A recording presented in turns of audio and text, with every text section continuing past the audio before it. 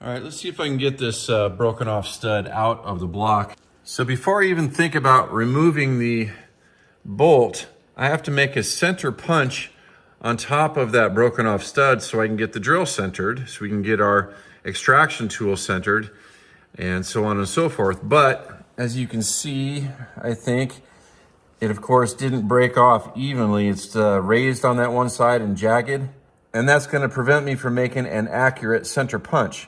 So I'm going to try to grind that down a little bit. And the tricky part is going to be grinding that down without damaging the top of the block. So I have to be very careful with my grinding tool. I'm going to use this abrasive bit to start off with, because I don't want to start off with a carbide bit or an angle grinder or anything crazy like that. We have to be really careful with the top of the block here. So.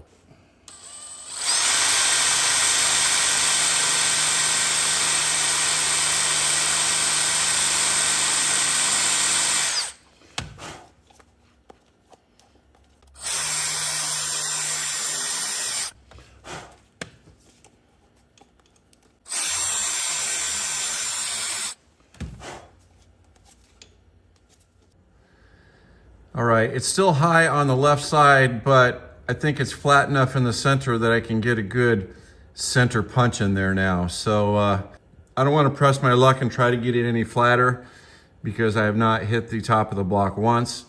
And I think I should quit while I'm ahead on this part. So let me go get the punch. I have a couple of the spring-loaded punches where you don't need to use a hammer on them, but I prefer the old-fashioned kind. Of seem to be more accurate with this for some reason. So let's give it a try.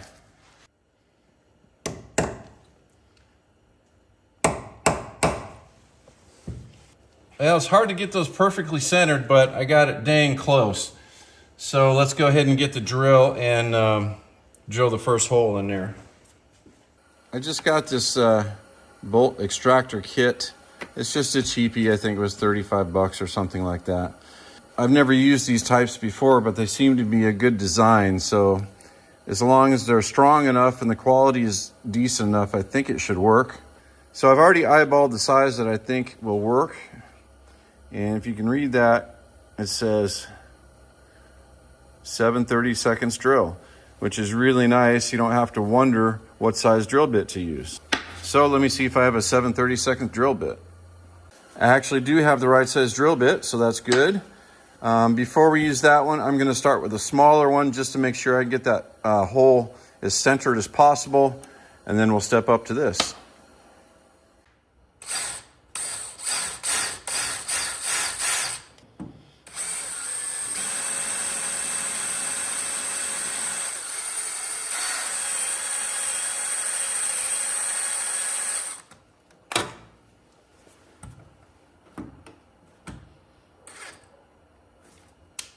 Did you see that bolt move? As soon as the bit dug into that hole, the bolt moved in the clockwise direction just a little bit. So that's good news. That means it isn't frozen in there. And it should come out if we can get a bite on it. I don't know how deep I need to make that. Let me go get the extraction tool and see if it'll get a bite on it yet.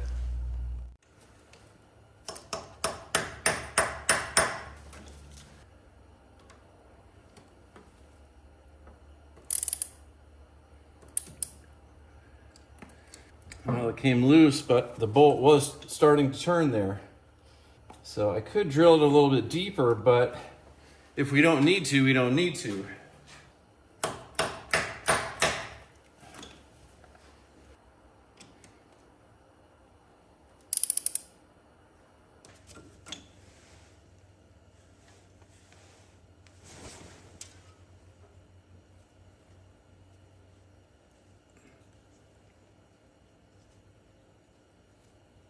Oh yeah.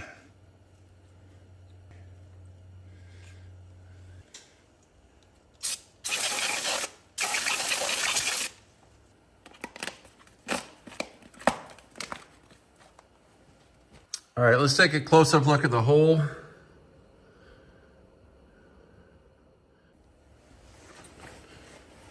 Here's one of the other head bolts that are still intact. Yep, no problem. Here's the other piece of the bolt that broke. You can see how jagged it was. That's why I wanted to grind it down a little bit and make it semi-flat so we could punch it. As far as these guys go, it was my first time using them, so we're 1 for 1. One of the things I like about this tool is my hole in my bolt was not very deep. So I just got, I don't know, maybe that much in, but it was enough to grab it and do the job. They're engineered so you can put your standard 3/8 socket wrench in there, which is kind of nice because you can get good leverage on it, as opposed to like using the easy out with a crescent wrench or something like that. Or if you didn't have room to get the socket wrench where you're trying to work, you could just get an open end wrench around the outside. And like I said before, for them to put the size drill that you need right on the side of each individual extractor, I mean, that's some really good, helpful information, right? You don't have to guess. Anyway, this is not an advertisement. This is just me showing you guys this new tool that I got. I've never used one before. Seems to work pretty well. I'll definitely keep it around and probably come in handy in the future.